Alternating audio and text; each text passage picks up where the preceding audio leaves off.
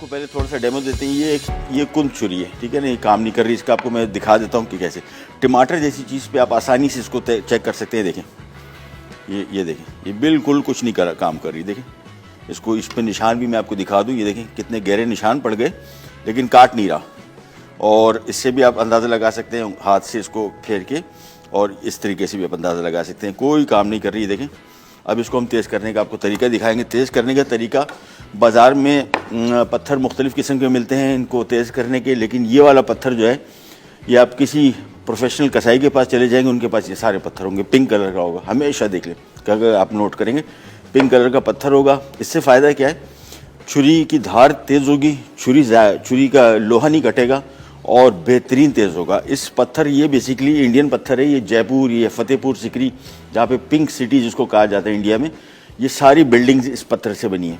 और ये पत्थर आपको बासानी मार्केट में मिल जाएगा। उनको बोलें जयपुर का पत्थर, बस, या फतेहपुर सिकरी, जब जयपुर से मशहूर है ये पत्थर जो है।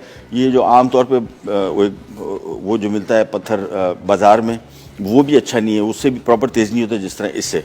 और इसको तेज़ करने का तरीका ये होता है कि इसको पहले थोड़ा सा आपको गीला करना पड़ेगा, थोड़ा सा पानी इस पर डालें, और इसके बाद इसको तेज़ करने के लिए इसका जो छुरी है, इसको धार आपने 45 डिग्री एंगल पे रखना है। देखें, ये 45 डिग्री एंगल है, 45 डिग्री का एंगल। ऐसे भी नहीं रखेंगे, ऐसे भी नहीं रखेंगे। ऐसे रखेंगे तो डायरेक्ट धार लगेगी। ये हल्का सा, ताकि धार जो है इस पत्थर को बिल्कुल टच करे। इसके बाद आपने सिंपली ये पूरा, ये पहली एज से लेके और ये, इसको आप इस तरह तेज़ करते जाएं, बस एक साइड की, उसके बाद फिर दूसरी साइड भी वही 45 डिग्री।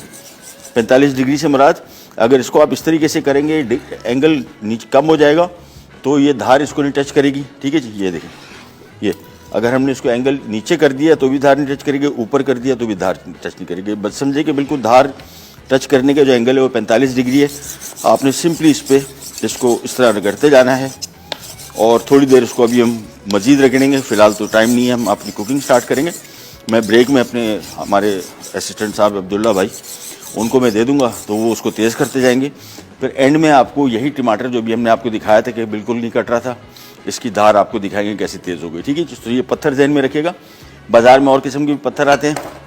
मेरा ज़ाती आइडिया ये है, क्योंकि ये सारे कसाई ये इस्तेमाल करते हैं। कसाई की छुरी आपको पता है सबसे तेज़ होती है, और वो इसी वजह से कि ये छुरी, उनकी छुरी ख़राब भी नहीं होती, ज़ाया भी नहीं होती, उसका लोहा नहीं घिसता, और छुरी भी तेज़ हो जाती है बेहतरीन। ये देखें, कोई धार इसकी ज़ाया नहीं हुई, छुरी का साइज़ वही है। आपने कभी बाज़ार से तेज़ करवाएंगे तो इतना खा जाएगा सारा, और एक दफ़ा बाज़ार से तेज़ करवा ली फिर ये किसी काम की नहीं रही। अच्छा जी, टमाटर मैंने आपको पहले दिखाया था, ये देखें, ये देखें, यही छुरी है जिससे हमने अभी टमाटर काटने की कोशिश की थी। ये कैसे कट गई, देखें, बिल्कुल सिंपल, ईजीली। और छुरी तेज़ होगी तो ये आपका काम इजी हो जाएगा, हाथ नहीं कटेगा। सबसे इंपॉर्टेंट चीज़, बहुत सारे लोगों को डर लगता है छुरी में कि छुरी तेज़ थी, हाथ कट गया। छुरी जब कुंद होती है, जब तेज़ नहीं होती, तब हाथ ज़्यादा कटने के चांसेस होते हैं। तेज़ है पर तो बेहतरीन कटती है। सो एक दफ़ा ट्राई कीजिएगा, और ये देखें बेहतरीन। इससे पहले बिल्कुल काटने का नाम नहीं ले रही थी, अभी देखें ईजीली, कोई प्रेशर नहीं डालना पड़ा। और टमाटर बेस्ट चीज़ है छुरी इसकी तेज़ी मालूम करने का। बाकी चीज़ें कट जाती हैं। टमाटर के इसके जो छिलका है, ये थोड़ा ज़रा मोटा होता है, और ये आम तौर पे अगर इसको आप काट रहे हैं तो छुरी की तेज़ी का पता इससे लगता है अगर आप इसमें टमाटर स्लाइस कर लें।